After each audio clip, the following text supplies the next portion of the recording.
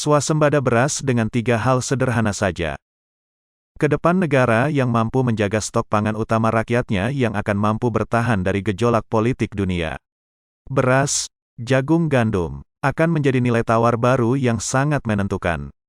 Dulu minyak bumi menjadi nilai tawar penting negara OPEC. Tapi kini semakin banyak produsen minyak bumi yang tidak lagi kompak dalam mengatur produksinya yang menyebabkan harga minyak bumi sulit diatur.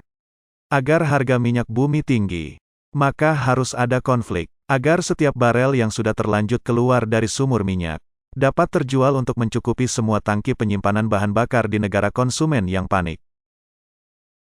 Banyak yang berpikir, sulitnya pertanian kita untuk kembali swasembada, karena menyusutnya lahan pertanian, mahalnya harga pupuk dan rendahnya kualitas hasil panen. Mari kita berpikir realistis. Saat ini lahan pertanian diberi pupuk kimia 3 kali lipat dari kebutuhan sebenarnya. Jadi stok pupuk kita sebenarnya cukup untuk mencukupi kebutuhan lahan pertanian yang ada. Ayo kita pakai logika. Jika lahan pertanian menurun, harusnya banyak pabrik pupuk tutup. Tapi ini kok tambah tahun. Kebutuhan pupuk tambah besar. Perlu buka pabrik pupuk baru. Petani kita tahu kalau mereka pakai pupuk udah kebablasan. Tapi tanah kecanduan pupuk kimia. Jika tidak ditambah dosis pupuknya, maka akan gagal panen minimal ya seperti saat ini. Kualitas panen tidak bagus. Lahan pertanian jadi bertambah buruk karena hilangnya mikroorganisme di dalam tanah yang disebabkan oleh pestisida.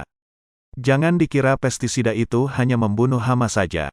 Tapi, tiap tetesan yang turun ke tanah juga membunuh binatang yang ada di dalam tanah. Solusi pertama, stop penggunaan pestisida kimia. Mulai gunakan pestisida nabati. Lahan sawah dilindungi dengan kelambu jaring ukuran lembut untuk menghalangi serangan serangga dan hama pengganggu lainnya. Kelambu ini sebagai ganti dari greenhouse. Dengan adanya kelambu, keong dan burung juga sulit untuk masuk. Kemudian untuk tikus, kita gunakan kucing rumah. Buat rumah dan kasih makan yang cukup. Maka kucing akan betah di lahan pertanian.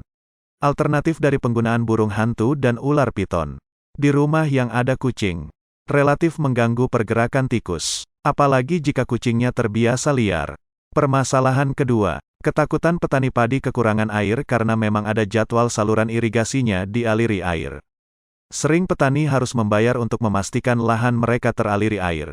Makanya selagi ada air, maka lahan digenangi dengan banyak air. Solusinya adalah gunakan panel surya untuk menghidupkan mesin pendorong air. Kuantitas panel surya sebanding dengan listrik yang dihasilkan. Jikapun air harus melewati bukit agar bisa masuk ke lahan pertanian. Asal listrik mencukupi, air pasti akan sampai. Jangan biarkan lahan sawah terlalu banyak air. Karena padi itu hanya butuh tanah becek bukan tanah tergenang. Dengan adanya sentuhan dengan udara, maka tanah akan mampu mencukupi kebutuhan oksigen. Tanah yang kaya oksigen akan membuat banyak mikroorganisme hidup dalamnya. Di beberapa penelitian, lahan padi yang disemprot dengan air yang tersebar halus tidak disukai serangga. Maka perlu dipasang pompa di beberapa titik agar semua batang padi terbasahi oleh embun air. Sumber listrik menggunakan panel surya. Permasalahan terakhir adalah kualitas panen. Saat ini lahan pertanian sudah menggunakan mesin untuk mengolah tanah dan sudah mulai banyak yang menggunakan mesin kombi untuk memanen dan memisahkan gabuh dengan tangkainya. Permasalahan mesin kombi adalah jejak mesin kombi menyulitkan traktor untuk mengolah tanah. Biasanya penyedia jasa traktor akan meminta biaya lebih tinggi karena kesulitan mengolah lahan bekas mesin kombi. Tapi biayanya jauh lebih murah dibandingkan panen manual, karena harus berbagi hasil panen dengan tenaga manusia yang memanen padinya. Mengenai kualitas gabuh bukan karena menggunakan mesin kombi, tapi karena dua masalah sebelumnya. Jika dua masalah sebelumnya telah teratasi, maka hasil panen akan berkualitas. Petani tidak perlu membeli pupuk kimia berlebihan. Tidak perlu ketakutan kekurangan air. Juga petani tidak lagi khawatir dengan serangan hama. Hasil panen tidak saja menjadi berkualitas, tapi juga hasil panen ikut meningkat.